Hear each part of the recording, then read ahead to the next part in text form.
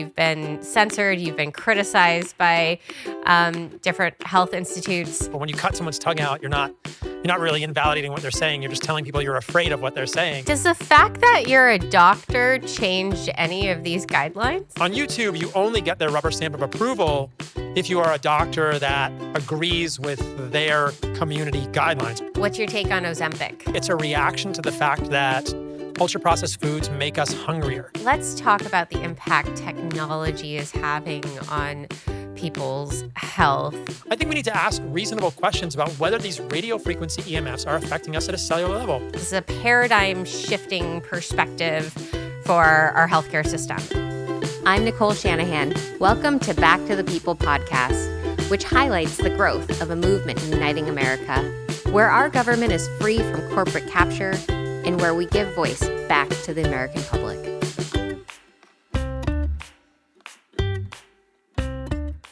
Thanks so much, Paul, for sitting down with me today. I've been following your work for a while now, and you've really been on a journey to help reestablish the public's consciousness around meat, how important it is and fundamental it is for human foundational health. You've been a proponent for raw milk, especially at a time that it's been really attacked and called out as dangerous. And you've spent time in grocery stores showing people that it is not only not dangerous, especially given the very high safety standards producers are under, but it provides an enormous value to the microbiome. But before we kind of get into the details, what has been one of the most shocking experiences you've had as a medical professional changing this paradigm around treating your patients with dietary guidelines that are different than the federal dietary guidelines? If you look at how you're looking at it compared to the current federal dietary guidelines, which really focus on, quite a bit of grain consumption and vegetables and fruit, which oftentimes ends up being fruit juices that are being consumed. You're offering something completely different. You know, I've heard some of the stories around what you face. You've been deplatformed, I believe. You've been censored. You've been criticized by different health institutes, and yet you persist. You have an growing following. You have millions of loyal followers who think what you do is just absolutely brilliant, that have helped them. So now you've touched the lives of millions of people through getting some of this wisdom out. But in your journey, in your path, where did you face these moments where you were surprised that you're being treated so negatively by institutional voices? I think that you touched on this. There's been a good amount of censorship. Certainly during COVID, there was a lot of censorship around anything that questioned the mainstream. And that was, I guess, to be expected because most of the social media platforms were not allowing that type of content. Since then, there's been a lot of censorship around raw milk. For whatever reason, people don't seem to want to have conversations about raw milk. It's not allowed to be talked about on YouTube.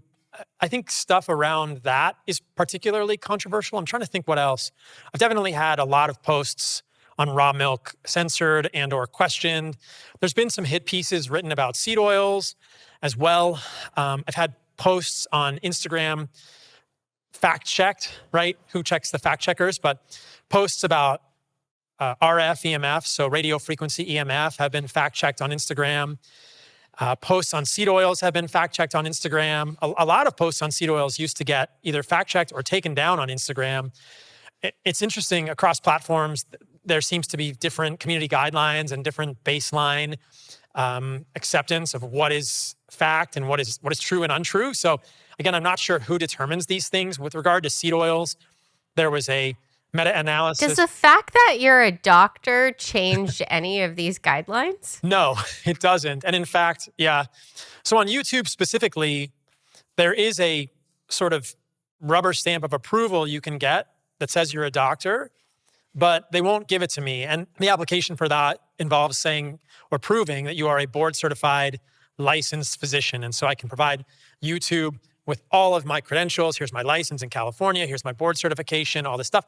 And then YouTube comes back and says, actually, no, we're not going to certify you as a doctor because of my history on YouTube, because I've had videos taken down talking about raw milk, because I've had videos taken down talking about, I had a video on YouTube taken down where I gave a suggestion for a potential alternative to breastfeeding. Like, what if someone can't breastfeed? How could you make a formula for infants? And they took that one down because, most, if not all formulas now contain seed oils for infants. This is a crazy thing having to do with the guidelines for how much linoleic acid must be in an infant formula. So if a woman cannot breastfeed, she has very few options in general in terms of an infant or a baby formula.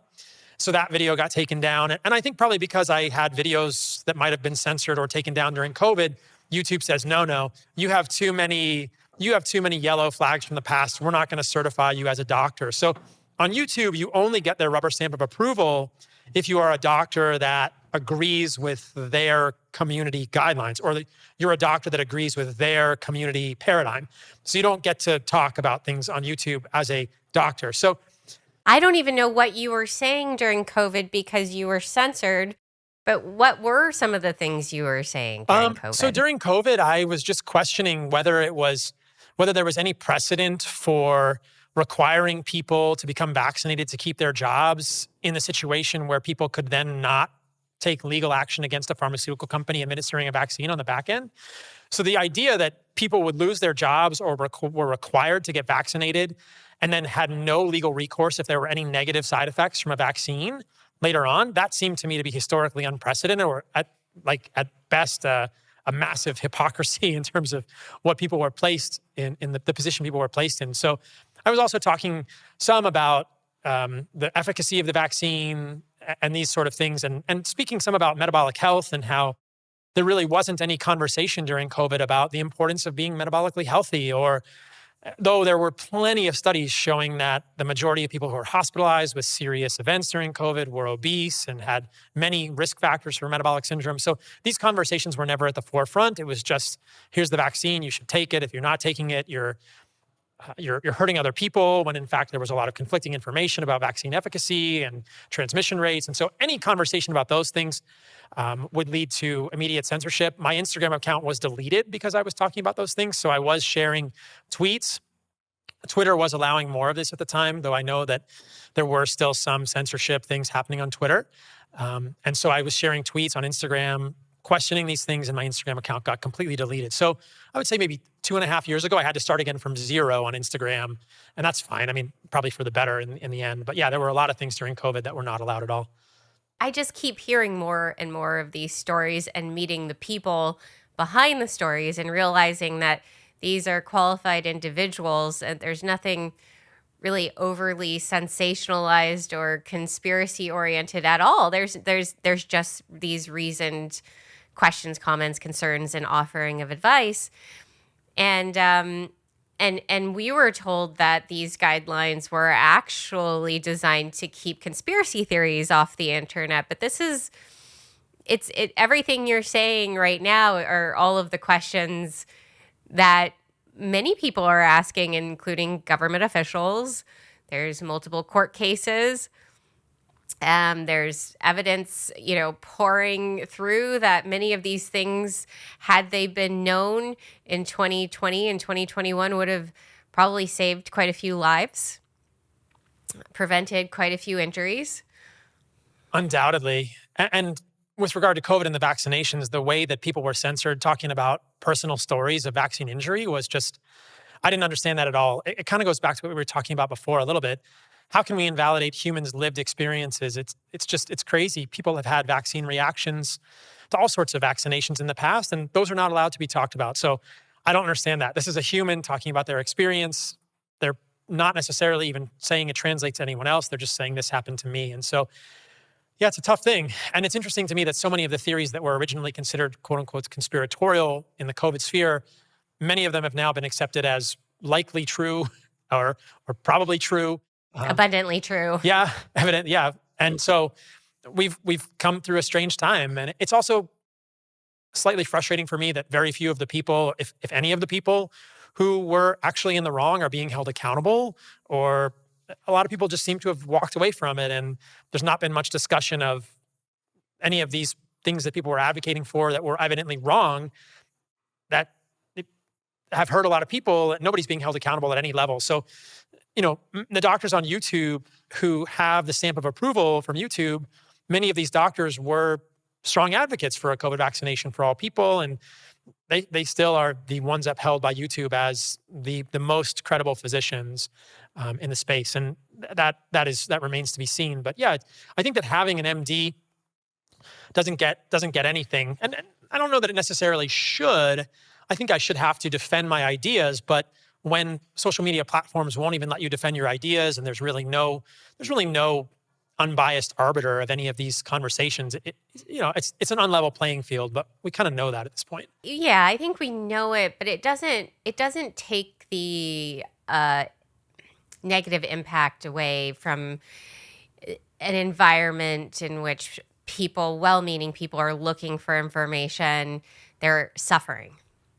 And if you're able to help people overcome their suffering, but they can't get to you, or they're being told they shouldn't be listening to you, that's a missed opportunity, and that's needless human suffering persisting in this environment.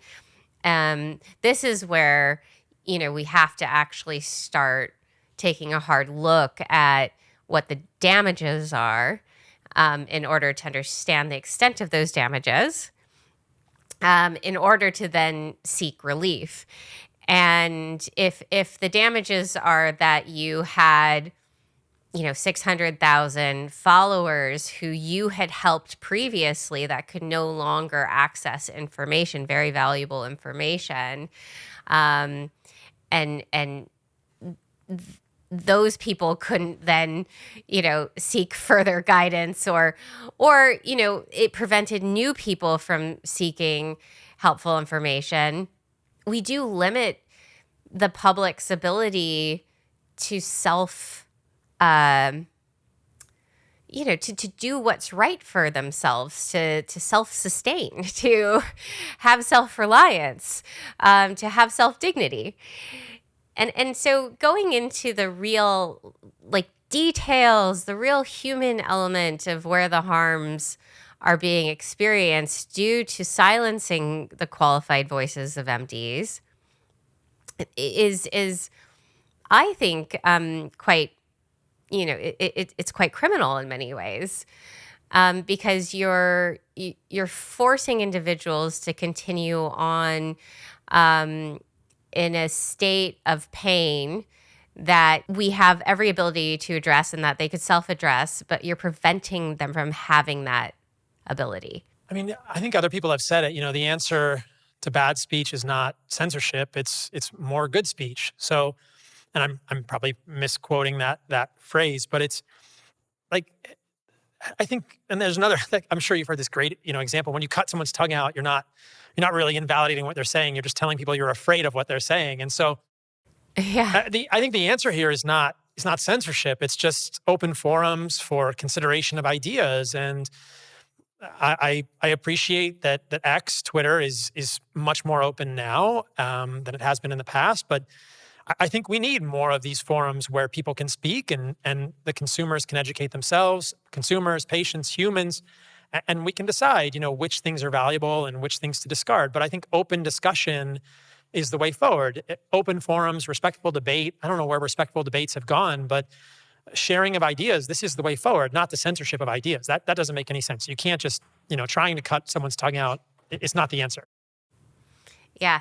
Seems like the two things that get people most canceled, I mean, outside of COVID was like a real, quick death to many voices if you dissented. But there's two other categories that seem to really piss off the platforms. One is sunscreen and the other is raw milk. There's those two topics will get you canceled probably faster than any other topic today. There's now room for discourse on COVID-19's vaccines efficacy or lack of efficacy, but we haven't really made any progress on raw milk and sunscreen. I forgot about sunscreen. Yeah, that's another one that's a tough one. I guess in the sunscreen world, I mean, cancer is very controversial, and to say that sunscreen is bad for humans, that's a controversial statement for people to make, and it's a tricky thing. I think in the sunscreen realm, it's just important. What I've been talking about is just it's important for people to understand that there are a lot of chemicals in sunscreen that appear to be endocrine disruptors, and use with caution. Sunscreen is probably necessary for some people when they go out in the sun, but I think there are better options than mainstream chemical sunscreens with oxybenzone, avobenzone, ecamsil, and octocrylene, which are probable likely endocrine disruptors. So there are mineral sunscreens. Probably non-nano zinc oxide sunscreens are the best option for most people, but also covering up. I feel like the reason sunscreen might be a trigger point because there's just a lot of sun fearing these days. And there are well-known, probably very well-intentioned influencers now coming out straight, in our faces and saying the sun is harmful in every way, shape, or form. A tan is not healthy. And dermatologists have kind of been saying this for a long time. There's no such thing as a healthy tan.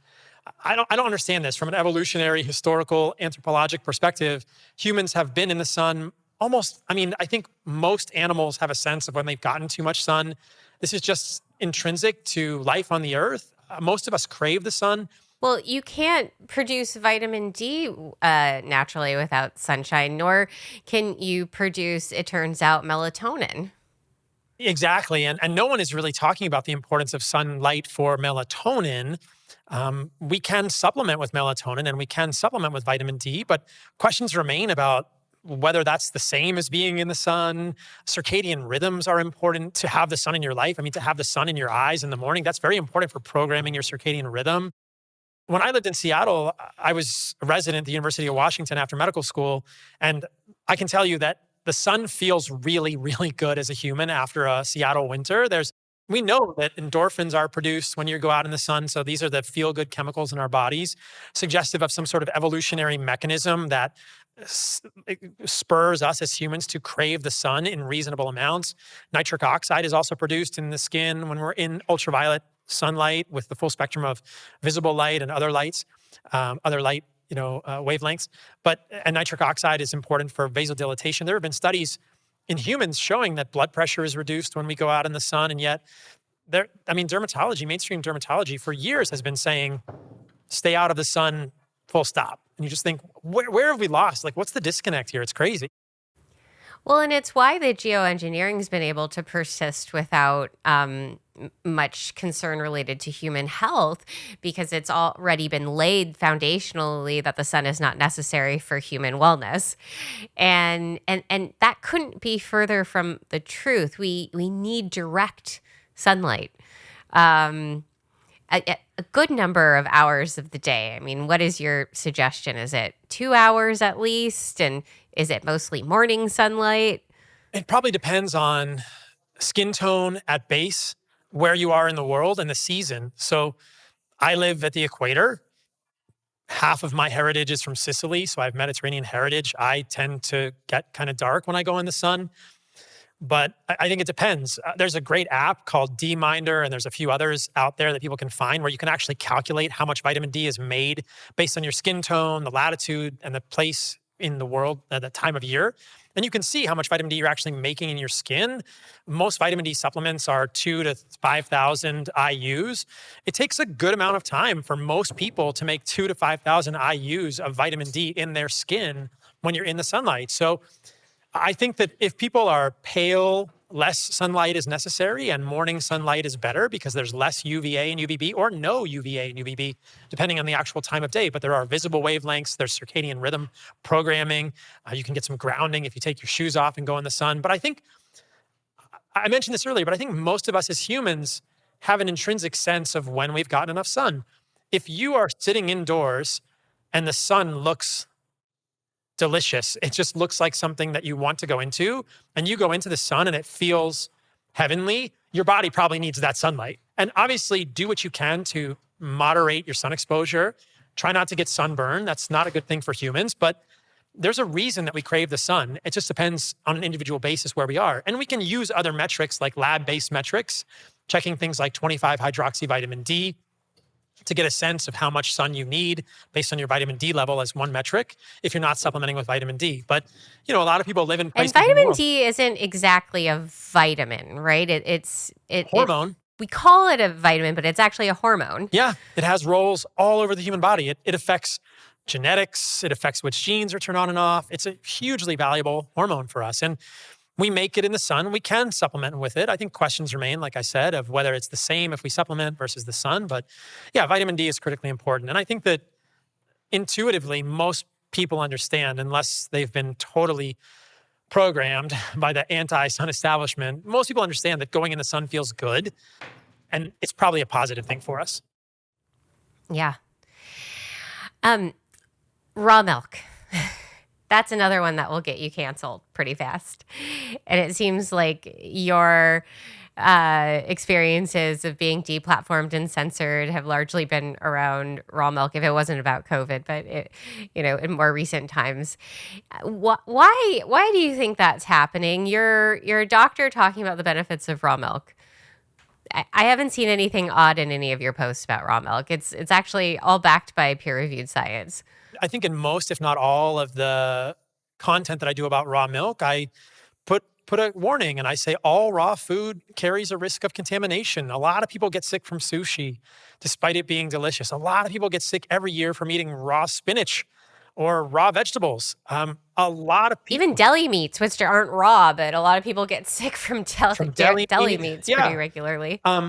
Hundreds of thousands of people have gotten sick from pasteurized milk in the past. There was a huge outbreak of salmonella in pasteurized milk in the 1980s, something that's never ever talked about. So food is just dangerous in general. Eating food that isn't completely sterilized in an autoclave, which doesn't make very tasty food, it's dangerous to be a human and to put things in our mouth. People get sick from drinking water from their faucets, whether it's contaminants, bacteria, or pharmaceuticals. So all of these things carry risk. And when I look at raw milk, I think there are unique benefits to raw versus pasteurized milk. In case people don't know what we're talking about, most milk that I grew up drinking that is available in supermarkets across the United States is pasteurized, meaning it's heated, often to very high temperatures, above 200 degrees Fahrenheit for some amount of time. Sometimes it's fast pasteurized to even higher temperatures for shorter amounts of time, but most milk is heated. And the reason for this is because most milk is produced in sub-sanitary conditions and is never meant to be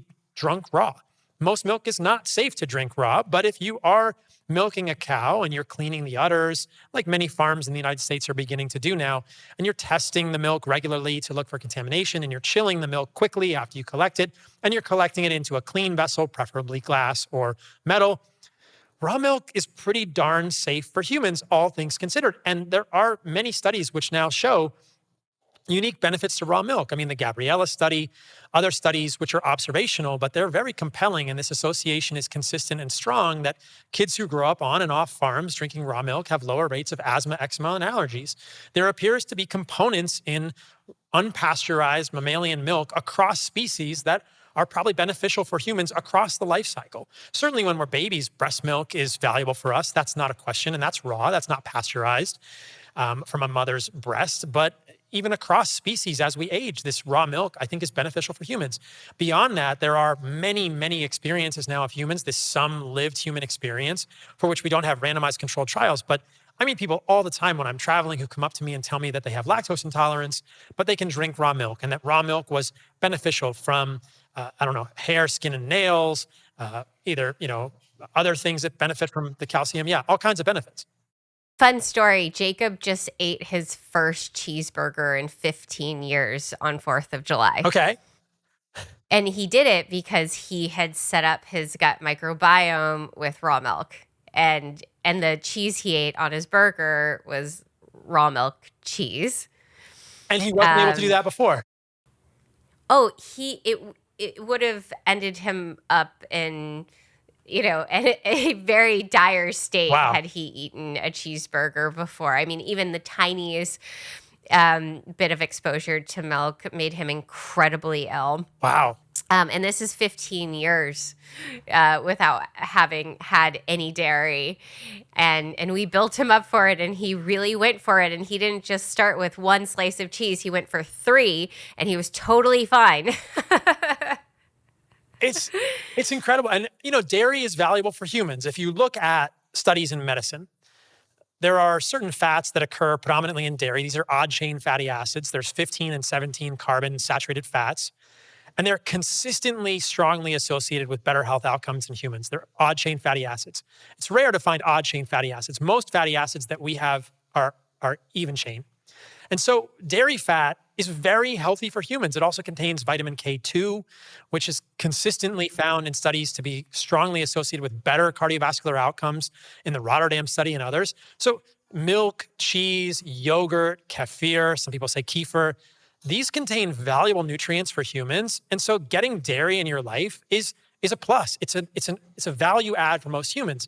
The problem for a lot of us is that we can't do pasteurized dairy. It causes lactose intolerance, it causes GI upset, gas, bloating, diarrhea, or we just don't feel good with it. Sometimes it causes allergies. Some people get phlegm in the back of their throat. I think raw versus pasteurized dairy has been valuable for me because pasteurized dairy seemed to trigger my eczema. So some people get more immunologic reactions to pasteurized dairy despite it being a healthy food for humans. So the possible expansion of raw dairy in a safe way for more humans, I think this is only a positive for human health, and it's very tasty, and most people love a cheeseburger. And meat is healthy too. Yeah, I know. We haven't even gotten into meat, but well, I kind of want to talk about some of the diseases you've been able to cure with your dietary guidelines. What's the most common disease you've been able to reverse, or completely get rid of, with changing an individual's diet? And what are the most common medications you've been able to get people off of? Okay. So I'll just say that I don't think of myself as doing any of this. I think it's people doing it for themselves. If I can provide education to a patient, one of the most courageous things they can do is make a behavioral change. That's difficult. So I'm not healing anyone. They're healing themselves. And whether it's a patient that I'm working with directly, or it is someone who has found my content and taken this information that I've never had a doctor-patient relationship with, like that's my goal. And that makes me feel like I'm doing good work in the world. But it's people who are being courageous and brave and honestly going against the grain and doing things that are difficult from a discipline perspective and making behavioral changes. But I think that probably the most profound one, the one that happens the most, is diabetes. So when people improve the quality of their diet, blood sugars improve almost immediately. And for some people, the diabetes is more severe than others, and you need to scale the carbohydrates and think about which carbohydrates to include on the diet. But, for most people, when they change the quality of their food, when they change the foods they're eating overall, the diabetes, the glucose tolerance, these things improve massively. And with that comes weight loss. So I would say obesity and diabetes, so fixable and clearly diseases of lifestyle, clearly diseases of behavioral change choices that are possible to make that are rampant. I mean, we look at what are the statistics now? Over 70% of Americans are obese and overweight. That's, I mean, we could fix probably 99.9% of that. Well, how many people do you think you've been able to help get off of reliance on injected insulin? Directly or overall? Who knows, right? Yeah, I mean, either. Who knows? I mean, if someone is injecting insulin, they're pretty far along their diabetic spectrum. But I would say directly, over 100 probably. And who knows, long term over the course of people that have found my work. But it's just, again, the thing is this: with diabetes, insulin is not the answer. It's just a Band-Aid. The problem with diabetes is that it's not that you're not making enough insulin, it's that your cells of your body are not sensitive to the insulin. So people have said this before, but giving insulin to a diabetic is just, in some ways, we're worsening the problem. We're not correcting the root cause. We're just kicking the horse harder. It's flogging a dead, dying horse in some ways. And that's not the answer, but that is the mainstay of Western medicine. Oh, we're just going to keep kicking all of your cells to get glucose into them. Your cells are smart and they're saying no more glucose, because they're already overloaded with glucose, not because the glucose is the problem, but because the cellular energy production is the problem. That's a very interesting nuance to talk about in diabetes. I don't think things like fruit or sweet potatoes cause diabetes. It's a deeper problem with the metabolic health and how your energy is actually made at a mitochondrial level. But Western medicine hasn't really understood this. And so what we do in Western medicine is we just give more insulin. And look, you can elevate someone's insulin levels pretty high and you can push really hard about those increasing levels of insulin resistance, but you're doing absolutely nothing to correct the root cause. So putting someone on injectable insulin is sometimes necessary in the short term, but gosh, this is not the solution long term for people at all. What's your take on Ozempic? So I think that Ozempic is a natural progression of the pharmaceutical industry. It's a reaction to the fact that ultra-processed foods make us hungrier. And so how is any human reasonably supposed to control their hunger when, as Westerners, we eat more than 60% of our calories as ultra-processed foods? And we have very clear evidence that those foods sabotage our satiety. They hijack our satiety. If you're hungry, you're going to eat. That's hundreds of thousands of years of evolution that's kept us alive as humans. And if our satiety is broken, we're going to need medications like Ozempic. I think that it's a Band-Aid. It's, of course, not correcting the root cause, but it makes a lot of sense to me that it's working, quote unquote, for some people. Obviously, there are a lot of potential side effects to Ozempic: loss of lean muscle mass, loss of bone density. I've heard of this thing called Ozempic butt, where people are just losing the valuable muscle in the gluteus maximus and gluteus minimus. Women and men are just getting these Ozempic butts because they're losing lean muscle mass. So people lose weight with Ozempic because it makes you less hungry by targeting pathways, including GLP-1. Now, what we know very clearly is that lean meat or any type of meat also targets the GLP-1 pathway. Unprocessed animal and plant foods also help you find satiety. So we have a clear solution. It's just people need to improve the quality of their diet. But I guess as Westerners, we just believe we don't want to do that. We want to eat donuts. We want our cake and we want to eat it too. We want to eat cookies, but we also want to lose weight. And it just doesn't work that way. And so, look, the pharmaceutical industry is serving a need, and Ozempic is the result, but there are better ways to do it. It's very similar to insulin. It's not correcting the cause at all, and there are probably going to be some pretty massive long-term side effects that we are just beginning to see, and we will continue to see long-term. And the fact that it's so popular, blindness is, yeah. I mean, they're talking about blindness now as being a possible side effect, and irreversible blindness in many cases. It doesn't seem like the risk is worth the reward. But you had mentioned that a lot of the things that people want to accomplish on Ozempic, which is managing cravings, losing weight, getting more energy back. I have heard that folks on Ozempic don't necessarily get more energy, that many do feel fatigued actually as a result of it. But they are hitting their weight loss goals. But talking about meat is rarely prescribed. Right. It's very rarely you'll hear a doctor say, let's treat your obesity with increased meat intake. I mean, it sounds nuts even saying it, but you say it all the time, but it's true, and it's something that even I can't believe, as I've increased my meat intake, how much better I feel, how much more energy I have, and actually how calm it's impacted. Also, my ability to manage high stress environments. I went from being a relatively private person to being a very public person.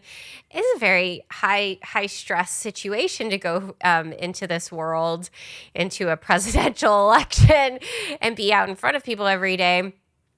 But I have noticed that when I eat a diet high in animal proteins, I feel calmer in high stress environments.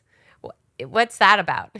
protein is satiating and that helps regulate blood sugars, without a doubt. And animal protein is more bioavailable than plant protein. I'm not saying plant protein is all bad. I'm just saying animal protein is more bioavailable. There are unique nutrients in animal foods, animal meat, that don't occur in plants that potentially could lead to mental calmness, emotional stability, stable energy levels. All sorts of good things happen with meat. And I love what you said there. I don't know how many times doctors will say the prescription is more meat. And I don't think people need to eat only meat. I've been there in the past. I wrote a book about the carnivore diet. I think that meat-based elimination diets are helpful for people short-term, but I don't think people need to eat only meat. I don't eat only meat. I eat a lot of plant foods, mostly fruit these days. But I think balancing an adequate amount of animal foods with bioavailable protein and unique nutrients that occur only in animal foods with unprocessed plant foods, that is a better recipe for all of these humans that are on Ozempic, and it leads to these very, very important, very meaningful, positive changes in humans. So I think we should be prescribing more meat to people more often and giving them education on the quality of the meat, the sourcing of the meat, if you can find grass-fed, grass-finished. I know not everyone can afford that, but I think that's a much better option if it's available and affordable for people. These are valuable things for humans, and yet we're not talking about it. And I think that the main reason we're not talking about it and we're not prescribing it And I think that the main reason we're not talking about it and not prescribing it is because of the cholesterol issue, which is really consistently the stumbling block for most people when it comes to meat. A lot of times when people increase animal-based saturated fats and decreased industrial, refined, bleached, deodorized seed oils, their LDL cholesterol goes up 20, 30%.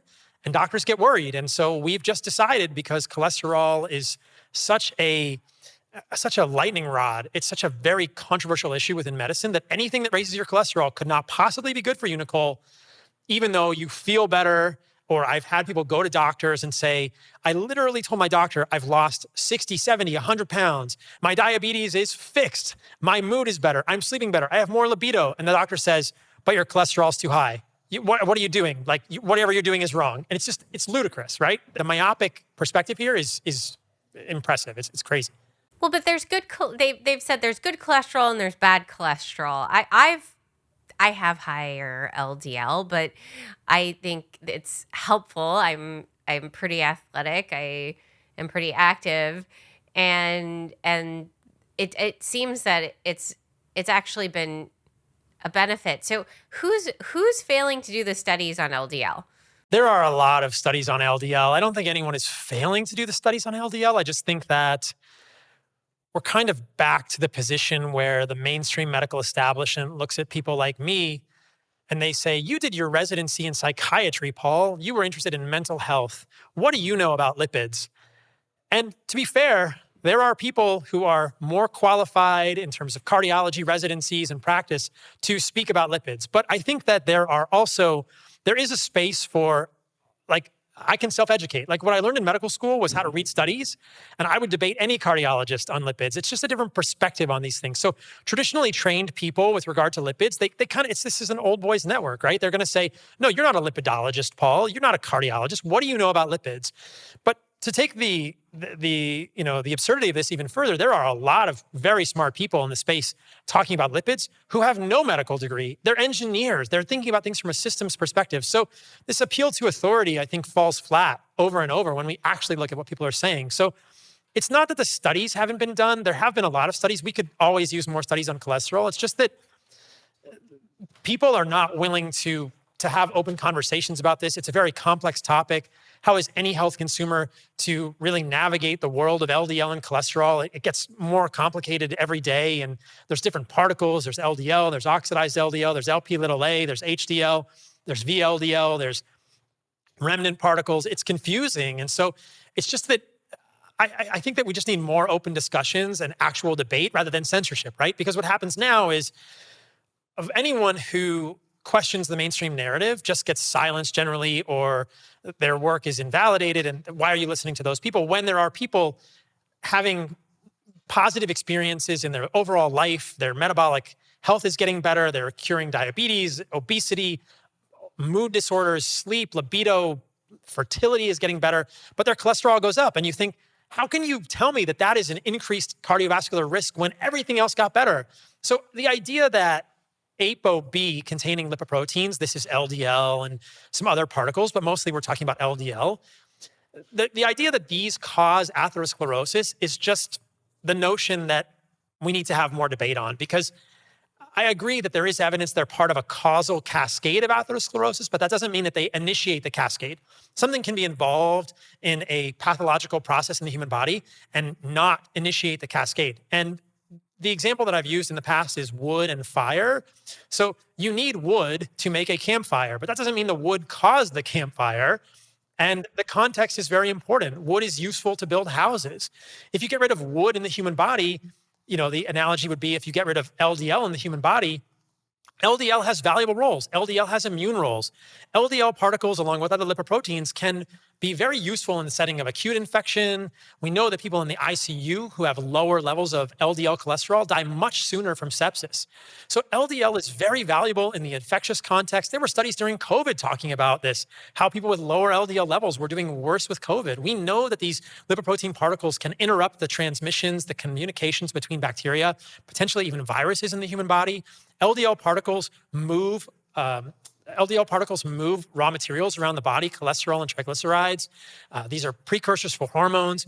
We know that there are some pretty negative effects to lowering LDL cholesterol, but it's just actually hard to have these conversations and help people understand what's going on here, because there's such an entrenched paradigm that LDL is the one thing you have to treat. And perhaps this is related to a major pharma incentive, who knows? But it's a complex thing. But we see people having similar experiences to you where they feel better, but their LDL goes up a little bit. And I think that if you really look at the literature, there are strong arguments to be made that you have not increased your cardiovascular risk, and that any elevation of LDL, quote unquote, must be interpreted in the context of overall metabolic health, and that not all elevations, not all rising levels of LDL carry the same cardiovascular risk. Does that make sense? It's kind of a complex topic.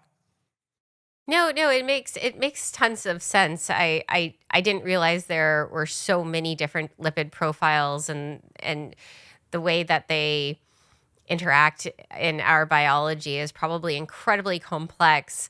And my guess other factors that are really important are, what are the other exposures in your system, like that are disrupting a system looking for stasis. And in our modern day environment, the other topic that gets people canceled is talking about technology and the impact that technology has on our health and homeostasis, that it has on our mental health and fitness. But before I get into that, because I do want to get into it, I think it's a really important topic, and not a lot of doctors are even willing to discuss the details of the impact of technology on our health. But I just wanted to close out on the mental health piece of changing the diet, because ketogenic diets have shown now to cure, reverse, and definitely reduce symptoms of bipolar disorder. Yeah, diet quality is huge in mental illness. The problem here is that when you're depressed or manic or anxious, it's very hard to make good food decisions. But I wish that within the mental health sphere, I wish that within psychiatry and psychology, there was more discussion about the impact of the foods we eat on the gut and how that translates to inflammation in the brain, which is known as neuroinflammation. I mean, during my residency, this was one of the things that got me interested in how foods affect humans. And the translational science here is fascinating. The idea that so much of the inflammation that occurs in our brains in mental illness originates in the human body because the cytokines from our immune system cross the blood-brain barrier. Immune cells in the brain and immune cells in the body can talk to each other. And we know that when there are disturbances in the body, this is going to translate to the brain. And we know that in conditions like depression, anxiety, mania, even schizophrenia or psychotic disorders, there is inflammation in the brain. Well, where's it coming from? Western medicine doesn't really have the tools to ask these questions. And so what I realized very quickly after residency, even within my residency, was that psychiatry was not the way forward for me. Even though it was fascinating and I find it very compelling and meaningful to work with patients, or in residency I did, who had mental health illnesses, and to try and help them correct it at the root cause. The things that cause mental disorders are the same things that cause eczema and psoriasis and inflammatory bowel diseases and atherosclerosis. It's all the same things. It's just a different manifestation. And so even since doing my residency and my subspecialty training, I've never really thought that this idea of splitting the body into different compartments and having doctors only look at that compartment was good for patients or good for human health. When I was a PA in cardiology, the cardiologist literally would tell me, just think here. They would mime, a box around the heart. Like, your job as a physician assistant in cardiology is to think about the heart. Well, I would think, like, well, what if there's inflammation coming from the gut? Or what if the thyroid is affecting the heart? Or what if there are endocrine disorders? It's just, there's so much that affects the heart, the brain, the gut. It's all connected. And this is essentially, I think most people understand these connections. To balkanize these into boxes makes no sense. But within Western medicine, we do this. We divide the human body into a head, a nose, and a heart, a pancreas, a gut. We do these things, or, reproductive organs, a urologist or a gynecologist, they only talk about those things, and they're all connected. And so it's crazy to me that we can't think about mental health disorders and heart disease and inflammatory bowel disease and realize that the same things are triggering all of these, and we have to correct the root cause. That's fascinating when we see these things all come together. But yeah, the power of diet for ketogenic diets for mania, ketogenic diets for psychotic disorders, improving dietary quality overall for mental health disorders is super powerful. I don't think it necessarily has to be ketogenic, but I think in some cases it's a unique application that can be very valuable. Yeah, and life-saving. I mean, that's a category of diseases that people suffer to an extent that oftentimes can drive them to ending their lives. So, and the medications can oftentimes aggravate many of these conditions. So to have something that is natural, that really does heal an individual is so powerful. And the fact that it can be a delightful process too. It can be delicious. And full of nutrients that help people become healthy in so many other ways. Yeah, it's very exciting. Okay, so let's talk about the impact technology is having on people's health and, the actual pathways that technology impacts metabolic health aren't that well understood, and what is understood has oftentimes been challenged. After I gave my announcement speech, the number one thing that got called out almost more than the vaccine stuff. I had barely mentioned vaccines, but people really fixated on me calling out EMFs and the dangers of EMFs, and really pegged me as being a conspiracy theorist. But we know some of the same experts in this space that have really been trying to get the word out on the dangers of blue light technology and EMF on metabolic health. How are you talking to people about it these days? So I went to a restaurant the other night. I don't usually go to restaurants because most of them cook in seed oils, but there's a great restaurant connected with a butcher shop here in Costa Rica, and they do grass-fed meat, and they have an animal-based restaurant, and they don't cook in seed oils. And I really appreciate this. So I went early in the evening with friends, and I walked in, and I immediately knew that I'd made a mistake because the lights, they haven't fixed the lights in there, Nicole. And the lights they're just regular. I mean, my friends walked in there, and they said, it feels like a hospital in here. And I thought, yeah, I mean, it's Costa Rica. Some of these restaurants are just, they're not fancy, but we're just trying to get good quality food. And it felt like a hospital. It was blue light. I'm sure it was flickering. And this is just my N of one, but I'm sure many people listening to this have had the same experience, whether they realize it or not. And my sleep that night was definitely disordered. I mean, being in the blue light longer than I should have been at night after the sun had already set in Costa Rica definitely affected my circadian rhythm. And there's good science to show that there's a reason that we should not be under blue lights at night. There's interesting ways that blue light can affect us during the day, but certainly at night, I think that's the most obvious one. Looking at phones with blue light, looking at computers with blue light, being under blue enriched environments at night, whether it's LEDs or fluorescent lights. This is hard on our circadian biology because our body is used to seeing blue light go away at night. Even a campfire doesn't really have much blue light. It has a little bit, but not a whole lot. So historically, we would not have seen blue light at night. And we know that blue light is a very powerful signal to our circadian rhythm, determining organs in our brain, the suprachiasmatic nucleus for one. And that's connected with melatonin secretion and production all day long and even overnight. And so this is important. The blue light is powerful. Beyond that, we have things regarding these EMFs. And EMFs are complex, and we have radio frequency EMF, we have ELF, which is extra low frequency EMF, which is more like what's happening in outlets and magnetic fields connected with electricity. But I think that there's enough research out there now for me to be concerned about RF. I don't think we have enough to say it's an open and shut case, but I think it's reasonable and accurate to say we're exposed to a heck of a lot more, orders of magnitude more, 10, 100, 1,000 times more, probably 100,000 times more radio frequency EMF today than we would have historically. These are non-native EMFs. And when I talk about EMFs, I get the same sort of pushback. People say, where's your tinfoil hat? And I kind of laugh and think, well, yeah, I get it. But your cell phone is emitting the same type of radiation that's coming out of your microwave. And most of us were cautioned growing up to not stare at the microwave because a lot of the microwave radiation, which is around 2.45 gigahertz, is coming right out of the microwave. It's not completely encased in the microwave. And, the microwave heats up food. So at a high level, exposure to microwave radiation, which is RF EMF, heats up tissues. But beyond that, I think there's compelling research to at least get us asking questions. And this is the problem with today is you can't ask questions. It's very difficult to ask questions that question the mainstream. We've talked about this throughout the podcast. I think we need to ask reasonable questions about whether these radio frequency EMFs are affecting us at a cellular level. Are they affecting magnesium channels?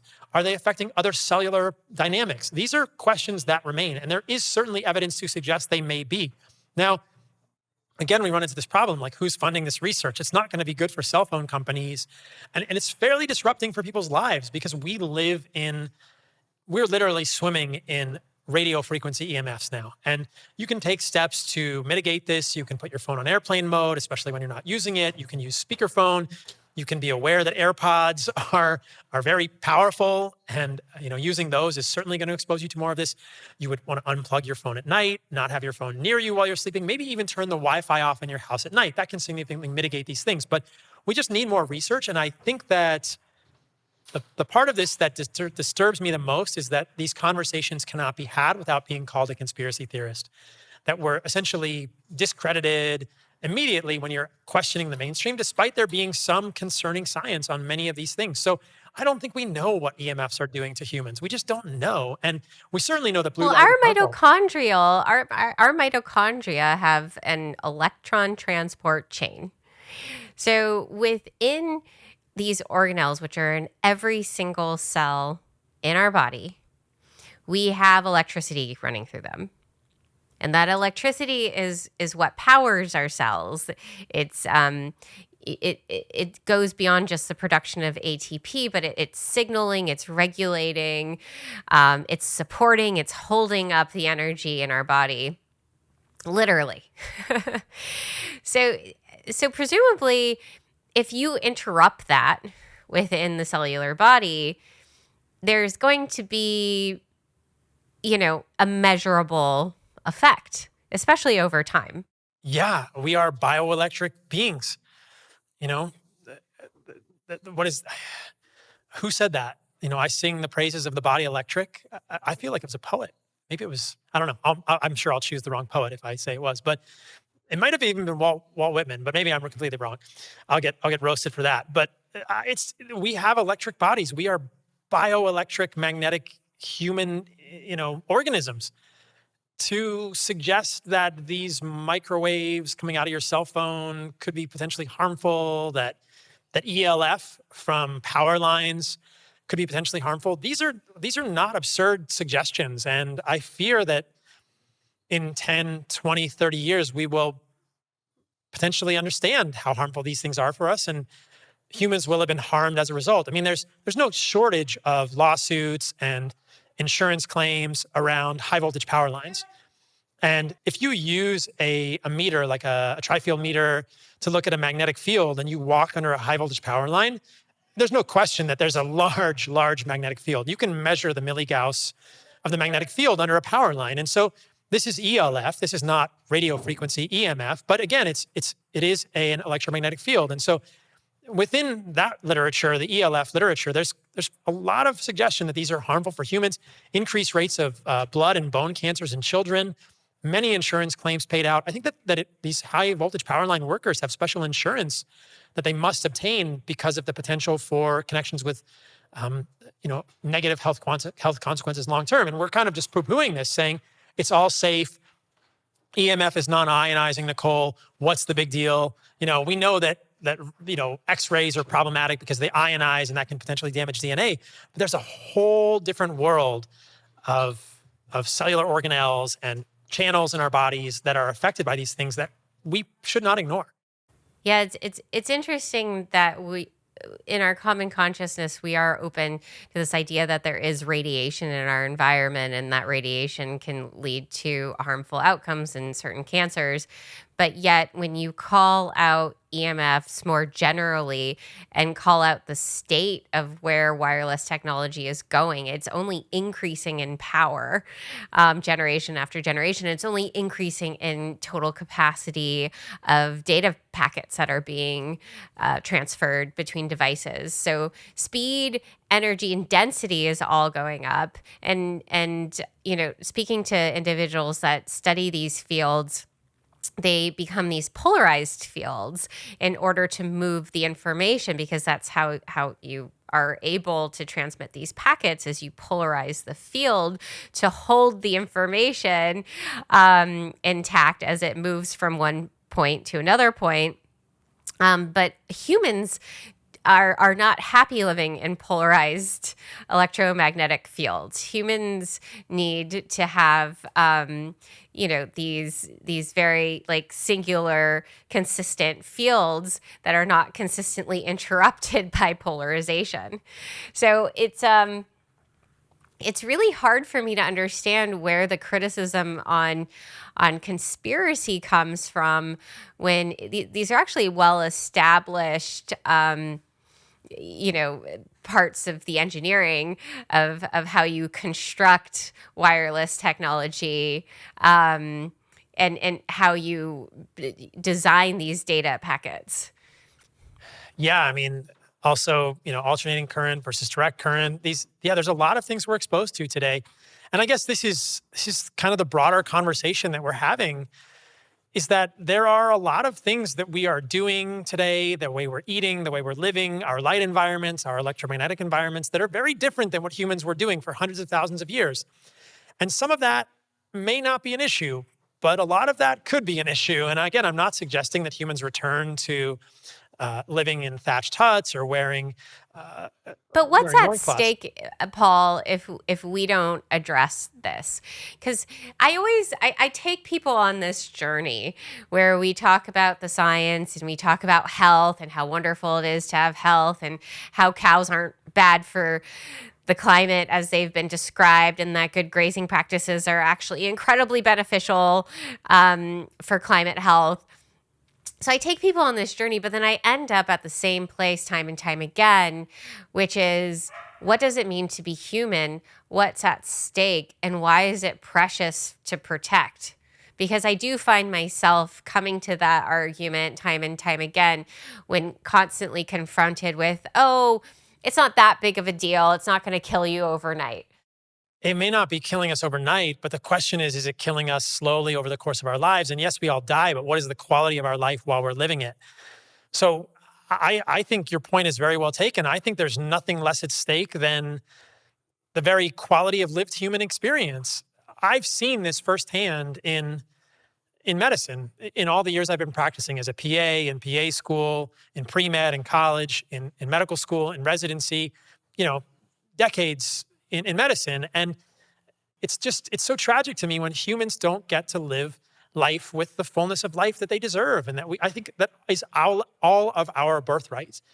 And so it's just such a bummer when people suffer with pain or mood instability or depression or just debilitating autoimmune conditions or low energy or fatigue or infertility or low libido. Like, being a human is a very unique experience. I don't think any of us fully understand why we're here, how we got here, or what we're doing here. But there are a lot of really beautiful, great things we can do as humans. And to not be able to do those things, to not be able to do something as simple as just be with your children or have children or spend time with people you care about because of the suffering that humans are going through, this is a big deal. This is the very fabric of what we do as humans. The quality of human life, what is more important than that? That's why we do what we do. That's why you do what you do, like this is the point of having a free country, is that we're trying to protect the quality of human life. That's what's great about the United States. It's in our, in our founding documents, we talked about the rights that we have and life, liberty, and the pursuit of happiness. Well, Pursuit of happiness. how can It you, is something that is so important that I would say has been undermined the most by everything we just talked about, is that it takes away that right, that pursuit of happiness and joy, which is amongst anything the greatest accomplishment of the human species, is understanding the mechanics for what that pursuit looks like. I completely agree. Life, art, music, memories that we make with our friends and people we care about, that's what it's all about. And these things are literally being robbed from us by, I don't know what word to say. Like, is it ignorance? Is it, yeah, if we are being silenced, if there's censorship, if ideas are not being discussed, if we're not being given the freedom and the sovereignty to be exposed to ideas that could change the quality of our lives and our ability to pursue happiness. Yeah, it's the most fundamental of truths. It's the most fundamental of, I think, purposes that any human could have. And there's a lot at stake here. You put it really well. Is the purpose of life, of human life, the pursuit of happiness? Now we're into philosophy. I know, but I think it comes to that, because if we define the purpose of life as working hard and being, responsible, which is very important, but you can't put that above a pursuit of happiness and as being a primary goal of life. Um, if you if you place compliance above the pursuit of happiness, and that compliance is telling you that your pursuit of happiness is not as important as the compliance. And then you have other people coming in and saying, well, the compliance is actually not making anyone better. It's actually making people net worse. And you can show that. And if you use that basis, that metrics, that rubric of always returning to, well, let's optimize for everyone's ability to pursue happiness. And without censorship, allowing the science to provide what that, policy should be, then it strikes me that we end up living by these guidelines that we talked about today, which is getting sunshine, eating well, getting nutrient-dense food in our bodies, exercising, and just finding joy. It fills this whole scientific cycle that we're trying to work so hard and with such sophisticated means to solve for. Yeah, I think that some people would argue there's more to life than pursuing happiness, but I find the most valuable parts of my life is sharing memories with people I care about and being joyful. So I think there's an argument that it's a very huge, valid part of life. I think pursuing meaning, doing meaningful things in life, sometimes we have to do hard things that don't necessarily make us happy all the time.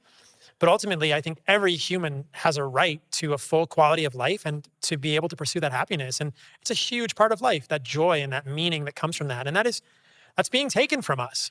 And I think that, going back to one of the first questions you asked me, that's why I do what I do, because I hope that some of the things that I put in the world will help people find that who would not have found that before, or it'll contribute to them on their journey. It'll help them along their journey. And I say that with a lot of humility, realizing that there are so many other people besides me also doing that. And our collective contributions are what make people's lives better. And I am just a very small part of that, but I hope that some of what I do is helpful for people.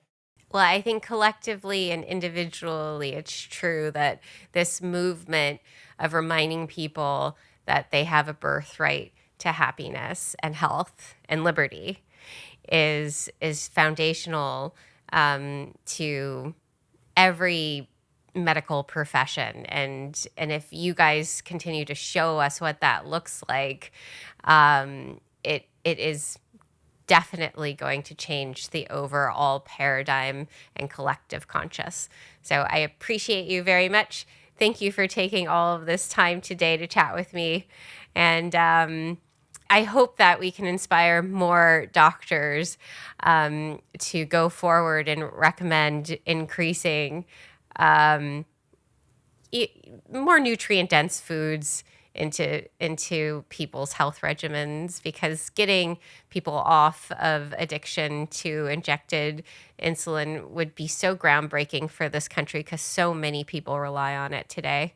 I completely agree. It's been great to talk to you. Thanks so much for having me on. And yeah, I think that there is a path forward. It begins with what we eat and how we live as humans, and maybe how we educate doctors. But I think just starting with simple foods that look like what our great-grandparents were eating and look like what humans have eaten for hundreds of thousands of years is so powerful for humans, and it can't be underestimated.